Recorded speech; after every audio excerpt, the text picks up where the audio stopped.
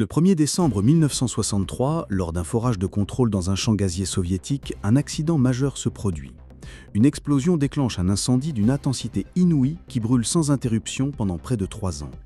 Face à cette catastrophe hors norme, les soviétiques ont recours à une solution extrême et inédite. Ils utilisent une bombe nucléaire pour éteindre ce feu dévastateur. Pour comprendre ce recours exceptionnel, il faut remonter à une erreur majeure commise par l'Union soviétique des décennies auparavant. Pendant la Seconde Guerre mondiale, le système énergétique soviétique dépendait presque entièrement du charbon. Lorsque l'invasion nazie coupe l'accès aux principales régions charbonnières, l'URSS se doit de trouver une alternative. Le gaz naturel, encore peu exploité, s'impose comme solution, avec un ambitieux projet de pipeline reliant de nouveaux gisements près de Moscou jusqu'à l'Europe. Dans les années 1950, les soviétiques découvrirent de gigantesques réserves de gaz naturel, notamment dans les champs de Chabalinka en Ukraine et Gazli en Ouzbékistan. Ces découvertes devaient non seulement alimenter l'économie soviétique, mais aussi faire de l'Europe un dépendant énergétique du bloc soviétique, renforçant ainsi la position stratégique de Moscou pendant la guerre froide. Mais lors de ce forage en 1963, la catastrophe survint.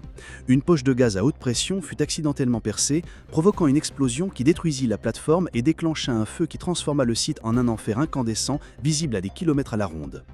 Cet incendie dévorait chaque jour environ 12 millions de mètres cubes de gaz, ravageant l'écosystème local, attirant et tuant oiseaux et insectes dans une sorte de danse mortelle.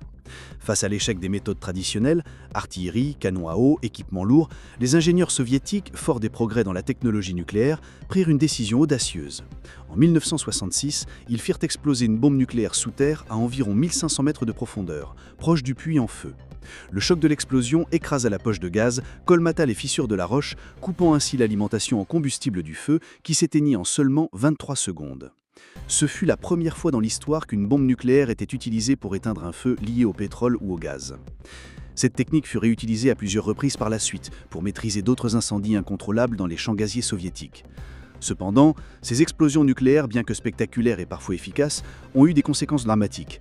Les retombées radioactives contaminèrent durablement les sols, l'eau et l'air, provoquant des taux élevés de cancer, de malformations et autres maladies graves qui se sont transmis sur plusieurs générations. Ces effets restent encore aujourd'hui largement sous-estimés, les archives soviétiques étant incomplètes ou classifiées. En parallèle de cette course à la maîtrise du nucléaire civique, le monde était plongé dans une course à l'armement nucléaire.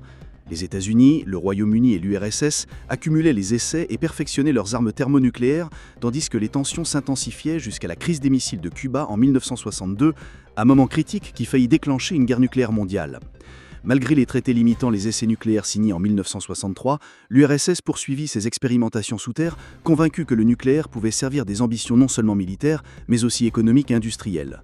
Parmi les projets les plus faramineux figuraient des travaux de construction de canaux forcés à travers des montagnes grâce à plusieurs explosions simultanées équivalentes à des centaines de bombes d'Hiroshima. Mais ces projets colossaux étaient aussi coûteux en santé et en environnement. Les détonations provoquèrent des fuites radioactives, des évacuations forcées et des zones interdites qui le restent encore aujourd'hui.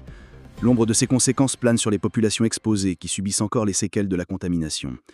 Alors que le monde connaît aujourd'hui une nouvelle course au nucléaire, non seulement pour l'armement mais aussi pour l'énergie, ces épisodes soviétiques rappellent les dangers et les paradoxes entourant cette technologie.